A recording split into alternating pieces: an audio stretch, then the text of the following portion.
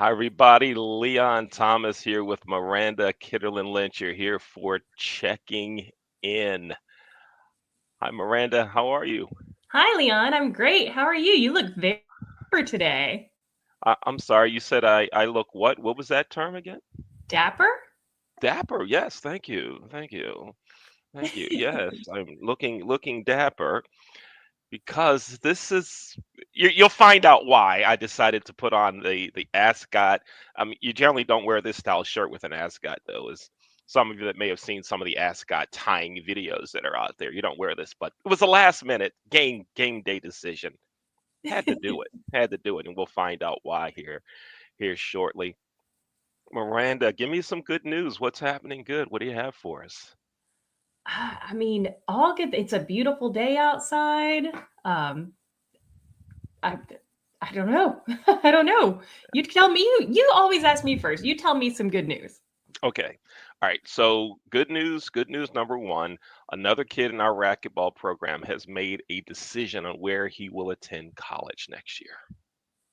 And he has decided to attend. Can I get a drum roll, please? He has decided to attend, of all places, Mercyhurst College or University in Erie, Pennsylvania. Now, Okay. how did you hear about that? Well, it's because a friend of his went to a college nearby. They saw the sign, went there, took a tour, drove around campus. He liked it and said, "This is where I'm going to go." And All he checked it right. out, and he's gonna major in business. So, right on. And he said there are racquetball courts nearby, within walking distance. So, hey, right on. Maybe Why that was the not? key factor in the decision. Right on. Yeah, but I hadn't heard of him. He didn't mention Mercyhurst anywhere else. Right? He Huh. hadn't mentioned it. So I'm like, Yeah. what? There Where did must have this been come from? something about that visit that called to him or spoke to Yeah. him. Yeah, it's right on. Yeah. Folks, if you'd like to be a guest on Checking In, you can contact Miranda. Just Google her name, Miranda Kidlin Lynch. You're going to find her. It's that simple. For me, if you Google Leon Thomas, you may find a musician. I'm not a musician, a musician. He's a singer, and there's another Leon Thomas that's a trumpet player. But we don't want to go. No, I'm not playing, Miranda. Don't. I wait for it every time you pull out the trumpet. I wait for Yeah, the performance. yes, it's not happening. Not today. Not today. We have a guest that we've been so looking forward to having on our show, and I'm gonna bring him on stage now. Hi, Hi, Craig. How are you? good. Thanks for inviting me today. I'm excited. Yeah. Thanks, sir. Thanks for being with us. So, Craig, we like to have our guests introduce themselves. You go ahead and introduce yourself. So, my name is Craig Poole. I have been the president of Reading Hospitality for many years, and we ran a DoubleTree Hotel, an award winning DoubleTree Hotel in Reading, Pennsylvania. And it has a great story because the city of Reading, when we opened hotel, was the second poorest with the second highest crime rate in the country for cities of its size. And we built a hotel, first building that was built in probably 20, 30 years. Nothing's been open downtown Reading 24/7, 7 days a week, except for this hotel and the newspaper that was there. Outside of that, it's pretty much shuttered at 4 o'clock in the afternoon. And it's been forgotten and lost. And a man named Albert Boskoff and I opened this hotel up in 2015. And we did pretty well. And then we started a catering company and we started running cafeterias. We started a catering company because we actually outgrew 27,000 square foot of banquet space we had. And we needed to grow more and hire more people and be a transformational piece of downtown Reading. Outside of that, I've been in the hotel business 60 years. I owned a private jazz club in Pittsburgh. It was rated one of the top 100 jazz clubs in the world. And probably my biggest claim to fame is I hired Leon Thomas a long time ago. Long time ago. And I introduced him to the hotel business. But before I move, I want to say Mercyhurst College is a great college. It's in Erie, and I know a lot of people that went there. But it is a really nice school, and that's why if you went to the campus, you would like it. Yeah. So congratulations to your racquetball player. He'll like it. Yeah, absolutely. Great. Thank you, Craig. Okay, so I'm dying to know the Leon Thomas origin story.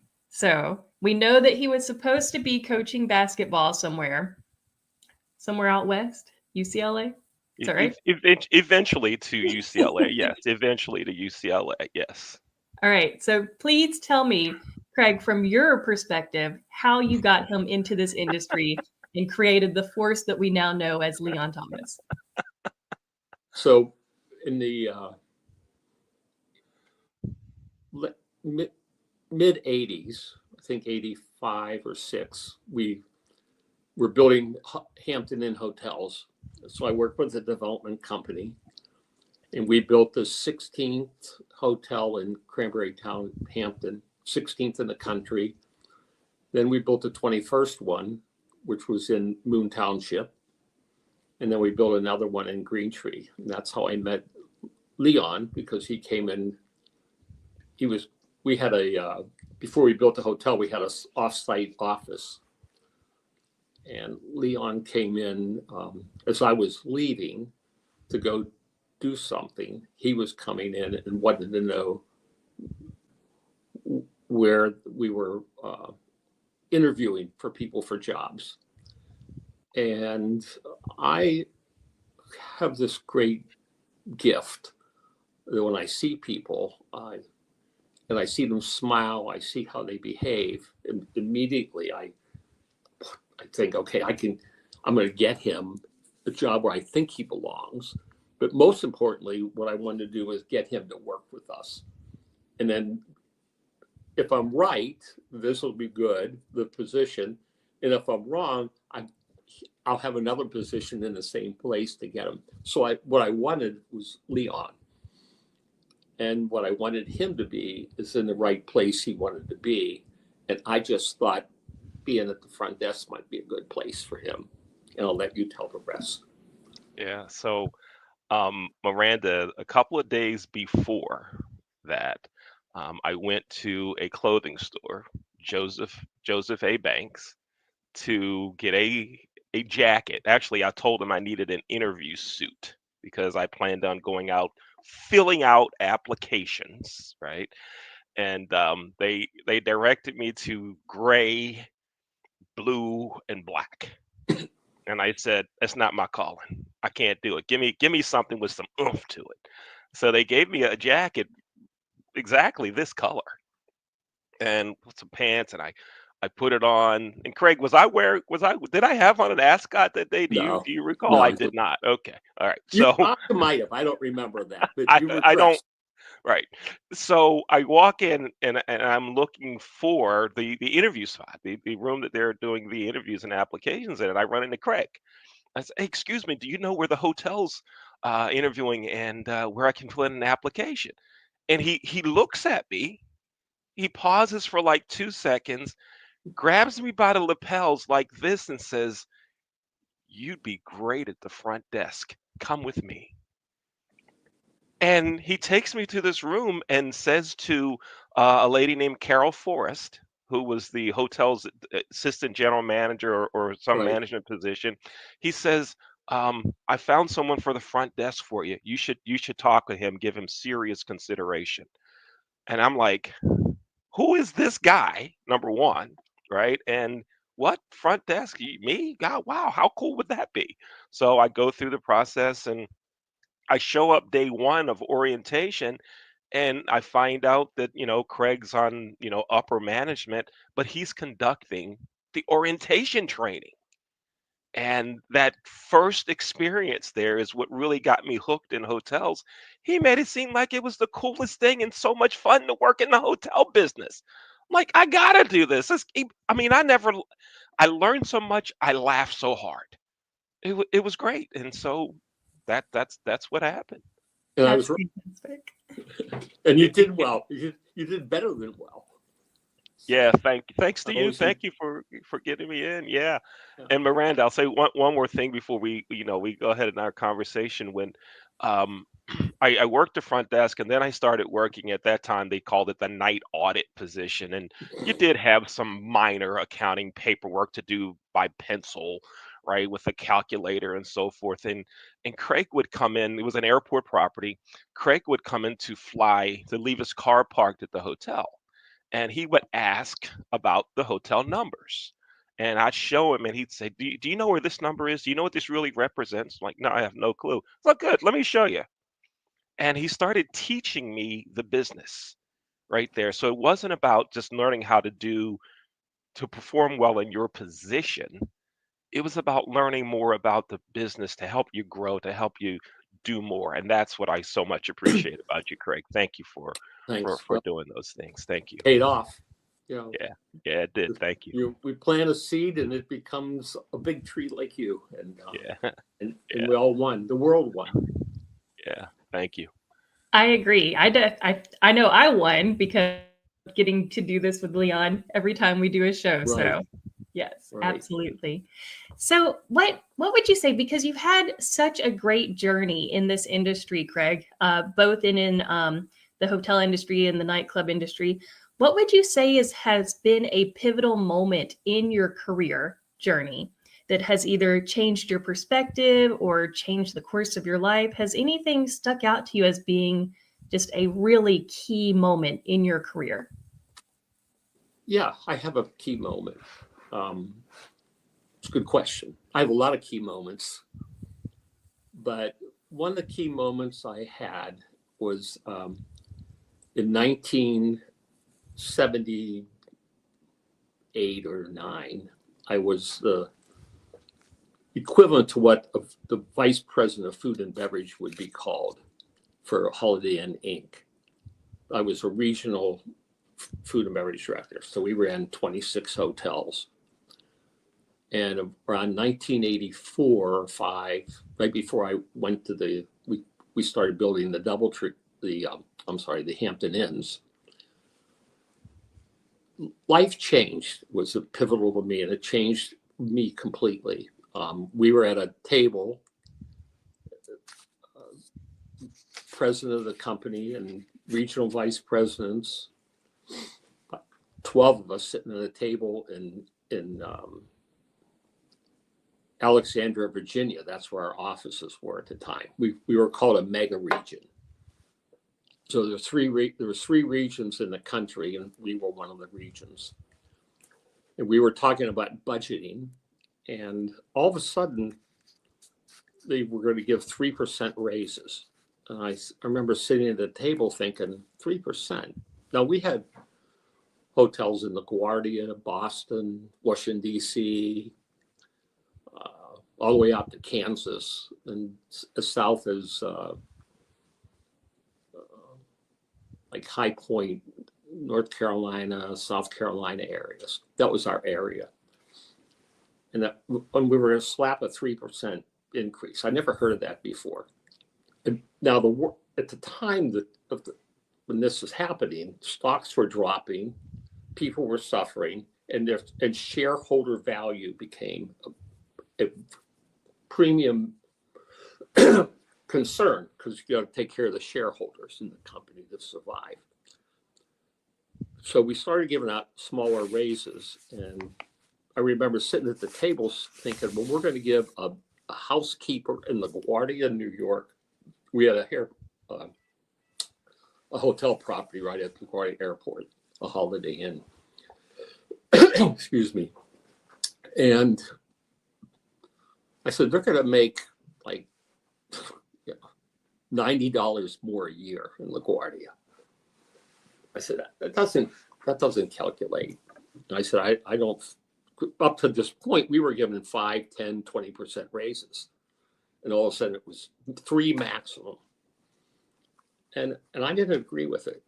And everybody at the table agreed with it, but me, and I thought, you know what, I can't sell my soul for people. We were responsible for too many lives.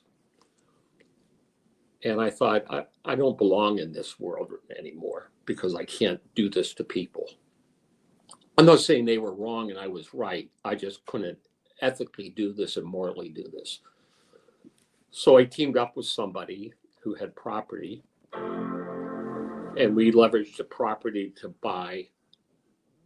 to start the Hampton Inns. And I left. A good job, a really good job. I loved my job, but I didn't love where we were going with the numbers. And I didn't think it was fair to the staff and fair to the client, the guest. So I left and I started. No, I left.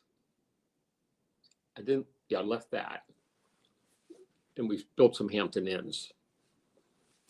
Trying to think my career.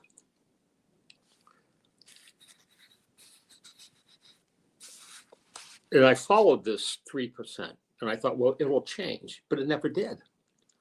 It never changed. They never converted back to it. It stayed, and still today, it stays at shareholder value, not at people value.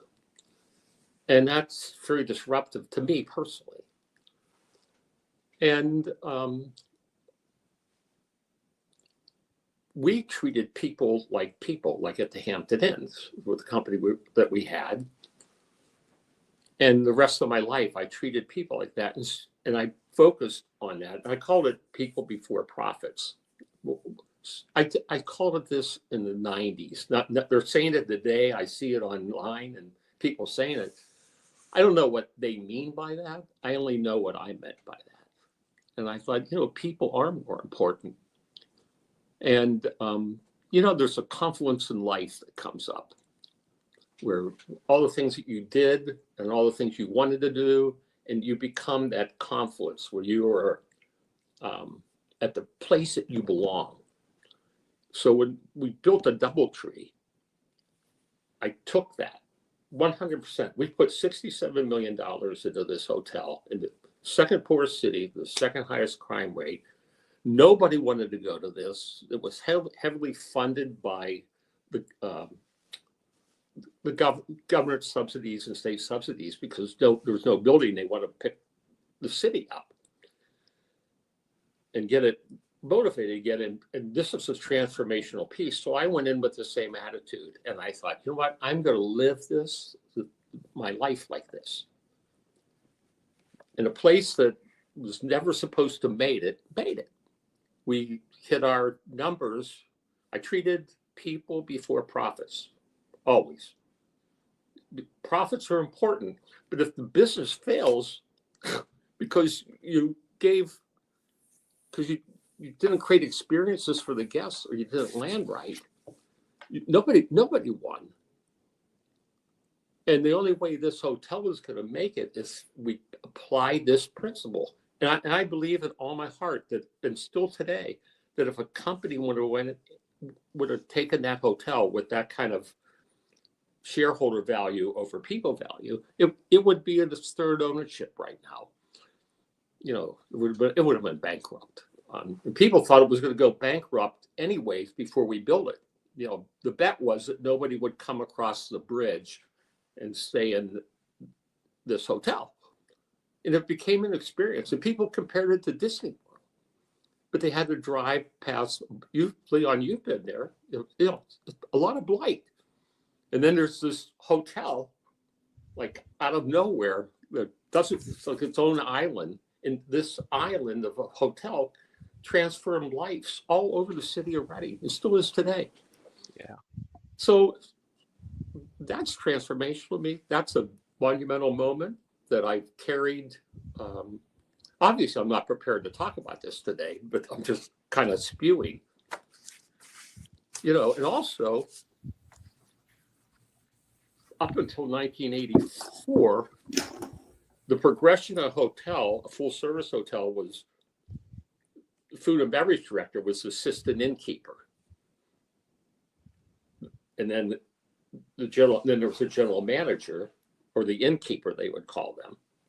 So the progression was the general manager would move forward up in the ranks of management or to higher level hotels. And the food and beverage director, because they were a lot of the revenue was food and beverage related inside of a hotel, not just hotel revenue. They would get promoted. So you'd have people that knew how to run a hotel with restaurant and catering and rooms. And then when it became shareholder value, the controllers, the accountants entered the field. And I'm not a good accountant. I'm not a good controller, but I'm a good experience maker. And I'm a good leader of people. Accountants typically aren't good leaders of people. And they don't like to create great experiences. And so today we have a world, and good for them. I mean, they run hotels, but they work on the business of being in a hotel. Mm-hmm. So they're on the business of hotel. I'm a hotelier who works in the business of hotels. Mm-hmm. I work in the soul and the heart of the foundation of what a hotel was in my life. You know, I mean, I've been in the hotel business since 1967, I think, or maybe before. So I'm still living in the old school. Yeah. But I think I'm right. You are. I still think what I do is what is hospitality and what people like. Right. And we won four Connie Awards. We won. You wrote about when I run the General Manager of the Year for the Hotel Motel Association. I think it was Miranda, right? That podcast had a lot of views, by the way. I still get people talk to me about it. Yeah, so thank you for that. But it was a very high award-winning hotel.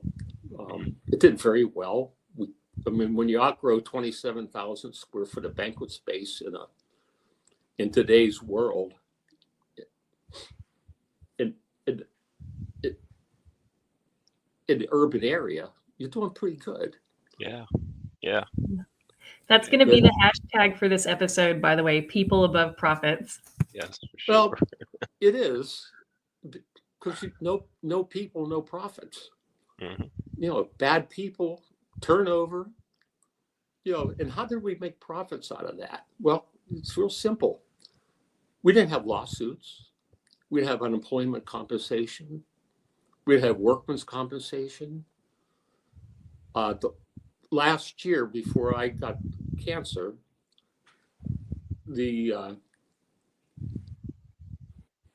our insurance agent said we were one of the 4 businesses in the country that they represented that didn't have to go up in insurance premiums year over year. You know, I know people were shopping for insurance premiums of fear of death, that they're going to, if they lose their insurance premium, they lose their business, right? Yeah. We didn't get an increase. Right. So there's factors besides pay, and factors besides how many people you put on that you spend in a hotel. Right. That's bigger than just the way people are taught today. Yeah. You know, they don't see the big picture. Right. Yep. And the big picture is survival, but also you have to be part of the community, and you can be a community leader. You can change lives inside of a hotel. So I used that to change lives. It was like my ministry. Yeah. Yeah. And you did. And I'm actually giving a webinar. I haven't had a podcast in a year because of my cancer treatments. This is my first one. And on Saturday, I'm doing a webinar for a doctoral program for a Christian ministry. I can't remember this. I'm speaking on Saturday at a webinar, and I can't even remember the the topic because it's all big words. I'm not a big guy. I'm not that sophisticated. I'm not getting a doctorate. I got my doctorate on the street. Right on. So, Now, you ask me a pivotal moment. That's a pivotal moment, and a story behind it. Yeah. Like, here it is. Why and what can you do with it? Yeah. Oh, and by the way, I left, and people said, "What's going to happen when you leave? How important are people?" When I had to leave because of my health situation, people said, "Well, what about the hotel? What's going to happen to it?" Well, here's what happened to it. The people didn't like it. They were thinking about leaving. It looked like a mutiny was going to happen because new management came in. But I didn't have any turnover, right? And we built a bond of people. And they got paid well because people are profits. So most of them are still there, and the hotel's still thriving. Lots of places fall apart when a leader that's creating experiences leaves. It's hard. You obviously left it in a good place, right? I did. So you created something that was going to continue to work because of the way you created it. Yeah, because it's too important for the city, and it's too important for all these people's lives. You know, the purpose of the hotel is bigger than the hotel, but people are the purpose of the hotel, not cash. If it was cash, it wouldn't exist. Yeah. Yeah. So people are the cash. People are the shareholder value. People are. And it could have been done differently if I would have been the emperor of hotels in 1984, but I wasn't. Right on. But So I was my own emperor. So I did I lived my life the way I wanted to live my life. And I lived a good life. yes. And I'm proud of, I'm happy what I did. I'm highly blessed and favored that I got to do it. Yeah. Stay tuned for more of our conversation with Craig Poole. Be sure to watch the next episode of Checking In. Our guest will be Robert Morris University Professor Emeritus Dr. David Sanoka and hospitality industry veteran Tom Smith. That's on the next episode of Checking In. Miranda and Leon will continue their conversation with Craig Poole right after this brief commercial break. You're watching Checking In with Miranda and Leon.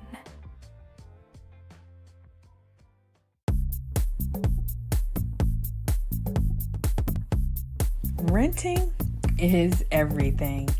It's style at your doorstep, off the runway and into your closet.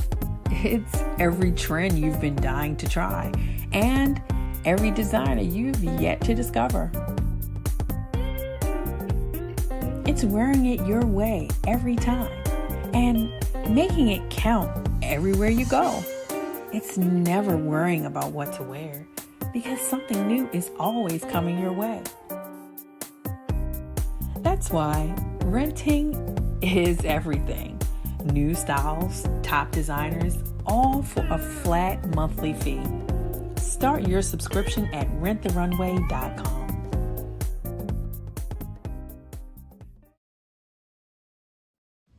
Announcing the newest show from the Leon Thomas Group, Cooking with Kids in the Kitchen. Each week, we're going to have kids on the show in their home kitchen, showing us their culinary expertise right here on Cooking with Kids in the Kitchen. If you know of a kid that would be great to have on Cooking with Kids in the Kitchen, contact Leon Thomas with the Leon Thomas Group. His email address is leon@theleonthomasgroup.com. That's leon@theleonthomasgroup.com. Cooking with Kids in the Kitchen. Craig, now let's talk about this part of your career. Um, we met in Pittsburgh, and then you went in to the north side of Pittsburgh I did. in an area that I'm sure some folks said, "What are you gonna do there, and why are you going there to start a Right, restaurant jazz club?" Right? right. So I, Called James Street Cafe. Now, yeah, first, I'm still disappointed that you never asked me to show up and be the keynote performer one night. I'm still that's like well, the only thing I'm ever mad at you about because I well, didn't get a chance to play. you know, there's a saying, I am the problem. You are the problem. Because we had jam sessions with Roger Humphreys every Tuesday, and we had open mic every Thursday. And you So you wouldn't want me at either one. No, no. everybody was welcome. We everybody was welcome. So Yeah, so that story, yeah. yeah, Tell us about James Street, how that all came about. so I wanted to do a transformational piece in the inner city, not the suburbs. I really wanted to change. My heart is in the inner city of any city. I love them. I love being in the inner city. I love the people, and they need a spokesman and someone to lead them. So we bought a building in a bankruptcy for not a lot of money.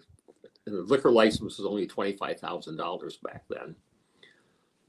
And that was 1987. In a place that was full of prostitutes and drug addicts and crackheads and whatever. But I had a connection to that area when I was younger because I was actually born in that area before it got blighted. And my grandfather had a pharmacy store a few blocks away so there was a heart connection to that area. And we bought this building, and it was in bad shape. It was a bankrupt, and I decided to do just what I just told you. I took the theory of what I learned in 1984 and applied it there. So we took the hotel, and I thought, or the restaurant. I thought, what, jazz is like a security guard, because people that are mean and ugly and they want to cause problems, jazz is like it repels them. They don't want to come in. They don't want to be part of it. But jazz has this great crowd that's philosophical about music, that pays attention to the music. It's just brings a different type of clientele, and it's very diversified. And I thought, I'm going to start jazz. So I started one night a week to see what was going to happen. Sorry, that's my wife getting ice cubes. And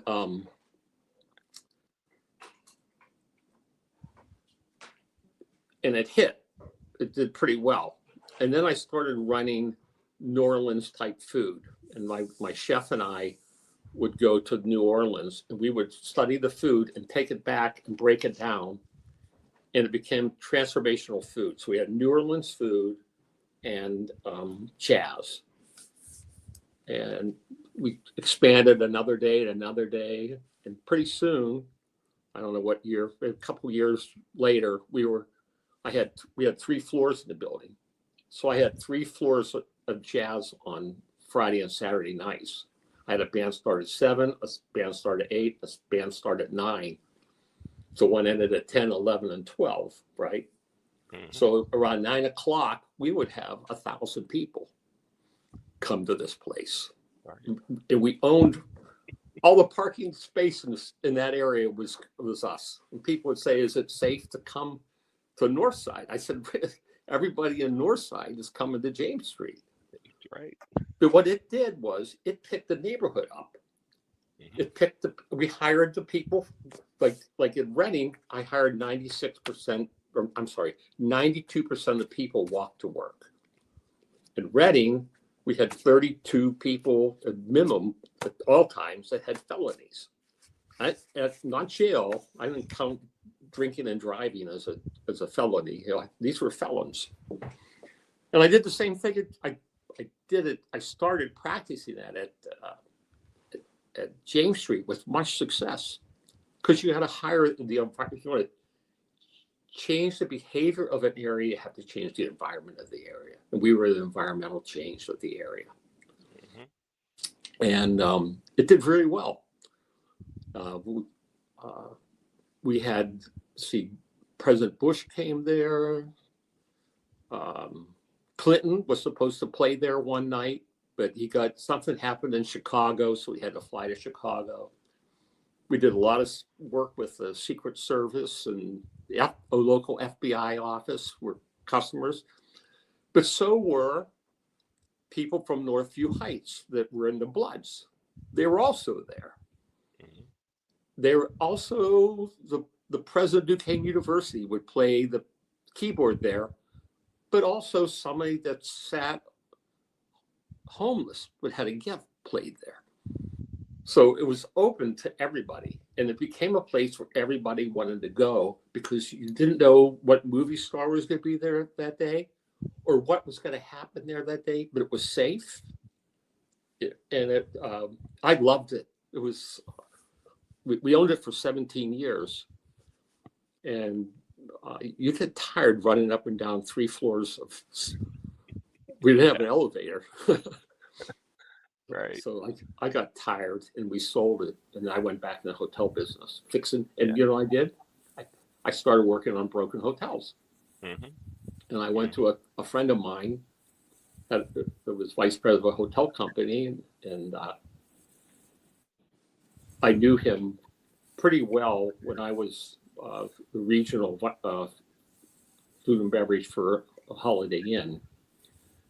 And I said, I want to come back. He said, well, you've been out 17 years. I said, hospitality is hospitality. I said, why don't we do this? Give me your very worst hotel that you have. And then they did. They gave me a really bad hotel that they owned in Chicago. And I went to Chicago to put it in place. And we did. My job was to get it in position to sell it. And we did sell it. Yeah. But I did it with people before profits. Right. And That's we what you changed do. it. That's what you do. Miranda, before I kick it back to you, Craig, I remember these things. I remember at the hotel that you hired me at, one of your things was, let's teach people things, let's put them in position, maybe even before they're ready for it. Let's just go. I remember someone that was working in engineering maintenance. You were like, let's bring him over. He needs to learn how to work the front desk. He needs to learn how to answer the phones, because if the phone's ringing off the hook and there's a long line waiting to check in, and he's standing there looking, at least he can answer the phone. Bring him on in, show him how to check him in, show him how to check him out. Let's show them how to do these things. Miranda, I thought, because that was my first hotel experience, I thought that was standard operating procedure at all hotels, that everybody is supposed to learn everything. Nice. And so when I left Pittsburgh and came back to Baltimore and had my first management position, I'm showing everybody how to do everything. And the owner of the hotel comes in. He's like, what are you doing? Why does the maintenance guy back here answer the phone? Like, that's what you do. It's like, no, you don't. What? But Craig said, this is what you do. Now on James Street Cafe, Miranda, I remember when Craig purchased it, and he gave me a tour of it before like opening. And I'm like, this ain't gonna work. Then I go, but wait a minute, it's Craig. It's gonna work. It's not gonna work. But it's Craig. But it's Craig. But it's Craig. Yeah. And he walked me through the floors and gave me the vision of it. And we stopped at one of the floors, and we like kind of looked outside, and he said, all of those people right here, Many of them are going to be working here. You watch, they're going to be working here. Hmm. Like, and he had the vision, and I so much I Thank you. remember that, and so many things about you, Craig, in doing that. Thanks. We're going to get to some food questions here in a minute, though. Miranda, you go ahead with I, something. I, I think it's just so amazing. You've had such a fantastic journey. You've had so many chapters of your career. It's just incredible. And you've given us so many pearls of wisdom. I'm super excited to get to our signature questions because you may actually make me a believer today in something that Leon's been trying to get me on board with. Um, but before we get to those, I'll ask you just one quick question. What is one thing about the hospitality industry, one myth about our industry that you'd like to debunk? For anyone listening who's maybe not as familiar with the industry, what's something that you think people think about it that isn't actually true at all?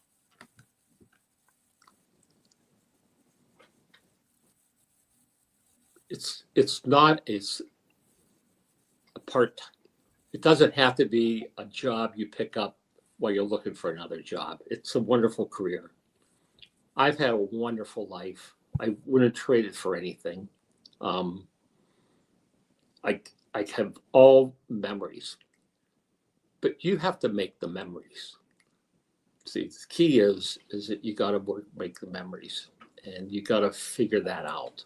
But you can go to a hotel and start off as a dishwasher and make memories being the best dishwasher, doing excellent. And you won't be a dishwasher for long. You'll be a cook, and then you'll be a chef, and then you'll be a food and beverage director, then you'll be the general manager. So you can grow in this business like nobody else, just by applying. It's what do they say? The world's your oyster, or world's something like that. It is. It's a wonderful. Running a hotel is like running a city, and basically where I was in Reading, I ran the city, but you can do that. It can run a city, and there's hotels big enough out there that are city worthy, and you can make an impact on lives. So many lives, so many. It's more than a job. Right. It's much more than a job. So if people think it's just a job to get me through, I would say it's a job to get you, that you can get the best time of your life. You have fun every day. Yeah. Every day it's a new day. It's a new dawn. You wake up and nothing's the same. You create new experiences every day. How much fun is that? You can't do that sitting in an office somewhere. Yeah. It's the greatest job to run a hotel or to work in a hotel. I agree. Thank you. Craig, it's now time. We have 2 signature questions of our show. Actually 3, but who's counting? But we're going to go to those signature questions of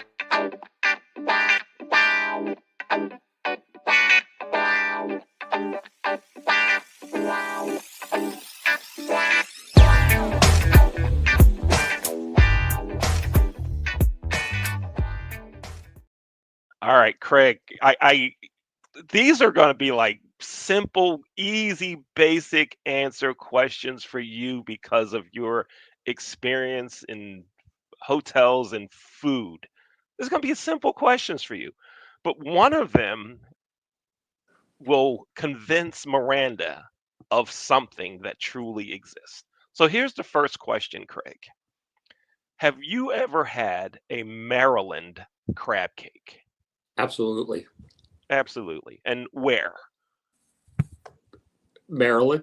Maryland. Baltimore. Okay, good. Oh, Baltimore even. Okay. At my house. Now here's the thing. You know a good crab cake, right? I do. Craig, we had a guest on the show. We were talking about food before the show started. And we're talking about I live in Baltimore, near Baltimore, and he was talking about, oh, I had a Maryland style crab cake. Where were you? He says Kansas City. I'm like, so number one, you had a Maryland style crab cake. You wouldn't have a Maryland crab cake. You were in Kansas City. It was horrible. It doesn't count unless it's in Maryland. Okay, we're done with crab cakes. Now, bean pie. Have you ever had bean pie? No, I never heard of it. Bean. I rest my case. Leon, I study food. I am a real hardcore foodie, and I will look for it now. Craig? Leon, I hate to let you down. Are you But I can are you guarantee gonna I'm cry? gonna go look it up. I can't imagine it, but I know. I'm sorry. I figured for sure. I know. Today's I know. not First the day. boss in the hotel business. The guy that brought me into the industry. Leon, I thought for sure he would say yes. Leon, I've heard of bean pie. It's not real, Craig. It's not real. I study food. I study food 6 hours a day. Probably right now. I study it. When I study scrambling eggs, I'll research how they scramble eggs in Africa, Vietnam, Russia. I've never studied bean pie. Well, Craig, But my bad. My bad. bean pie is real. In as one of our guests told us, in many urban areas, you will see the Nation of Islam out in their suits and bow ties selling their newspaper called The Final Call and bean pie. But also in my market and in many supermarkets, they sell bean pie in the bakery department. So, Craig, here's what I'm going to do. I'm going to grab a couple of, well, I'm going to schedule a date to come visit you because it's been a while since we've been eyeball to eyeball physically in the same room together. I'm going to, we're going to schedule some time. I'm going to come visit you.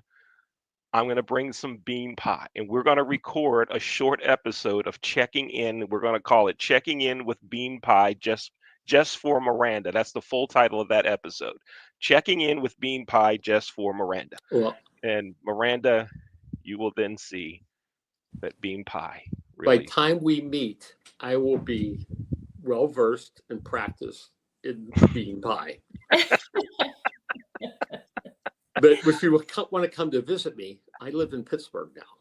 Oh, great! That's great. Yeah. That's I perfect. moved back to my house in Pittsburgh to get I had my treatments, all my chemo and stuff done here. So I'm here, and but I'm willing to travel to Baltimore. Actually, I'm going to be in Ocean City, Maryland next month. So maybe I'll be at least closer to you. It would be closer. We could do that, or I mean, we have a number of options. You could stop by on your way to Ocean City. I could drive to Pittsburgh. I have a lot of friends there. Or we could meet halfway between Baltimore and Pittsburgh, but that's not a happening spot. It's called Breezewood. There's nothing. No, we're not doing that one. We're not doing that one. Nope.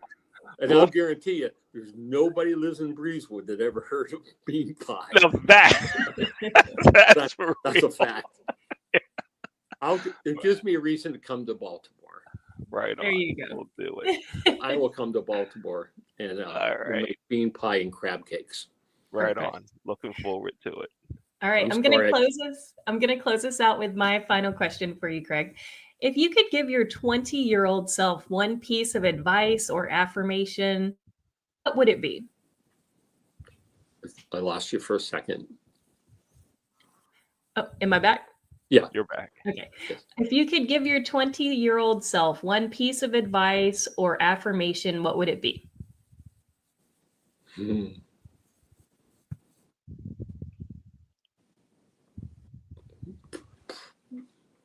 I loved what I did the last 20 years. I've loved it. Maybe become even more vocal in the hospitality business, changing lives. bring back hospitality to hospitality, so people work in it and not on it. I think that we need to do that. I think the world needs hospitality to do that. It's a great vehicle to change lives. Yeah. And it's and to view it as a ministry, not just a job. Yeah. Maybe that's the one thing I tried to view it as a ministry more than a. Okay, I can answer that now. I wish I wouldn't have compromised some of my values over my ministry. I think I would have made a bigger impact. Yeah. But I'm thankful. Listen, I'm highly favored, highly blessed, highly thankful that I got to live in hospitality. Yeah. Yeah. And it has been such a pleasure having you on. I am so glad that we were you. able to be your re-entry back into the space. First time in a year. It's been about 1 year that, it's probably about 1 year now, right about today, probably in this era that I had to step aside. It was too much. Well, we're very happy to see you back. Thank you. I'm back. You're back. Right on. Back. I'm going to stay in the urban area. Great. Craig, thank you for being with us. Thanks. And please know that we've been praying for you, Thank you. as you were great. going through your cancer treatments, Yeah. praying for you and often think about you. And Craig, again, I want to thank you for giving me an opportunity, taking a chance on this guy that comes in this bright blue jacket and says, here's a spot for you at the front desk, because you know that there were some things going on in my life at the time. My coaching career wasn't going where I wanted it to be. And you opened up a new world to me. Thanks. And I'm not the only person you've done that for. And I know some others may not have the platform that they can say this, but on behalf of everyone over the years that you've helped, that you've nurtured, that you've given opportunities to, thank you. Thank you. Craig. Thank you. Thanks. Thank you. Wow. Folks, thanks for watching this episode of Checking In. Our guest has been Craig Poole. We're here with Leon and Miranda, and you're watching Checking In. If you'd like to be a guest on the show, or you know someone who would be a great guest on the show, contact me. You can send me an email, leon@theleonthomasgroup.com, or you can contact Miranda by just Googling her name, right? Is that it? Just Google her name. Yeah, right on. Craig, thanks for being with us, but don't run away. We want to talk to you real quick back in the green room. So we'll be right back with you. Thank you, Craig. Hang tight. We'll see you in the green room. Okay.